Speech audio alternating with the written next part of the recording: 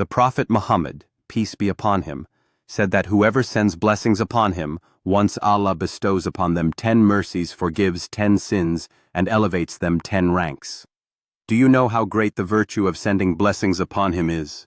Let us keep our tongues moist with the recitation of Durood Sharif today, as this remembrance brings peace in this world, and serves as a means of salvation in the hereafter.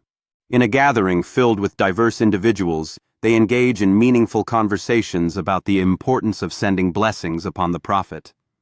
As hands hold prayer beads, each individual reflects deeply on how such simple acts of devotion can enrich their lives and spiritual journeys. In a cozy, candlelit setting, individuals write their blessings for the Prophet Muhammad, peace be upon him, each stroke of the pen reflecting their heartfelt intentions.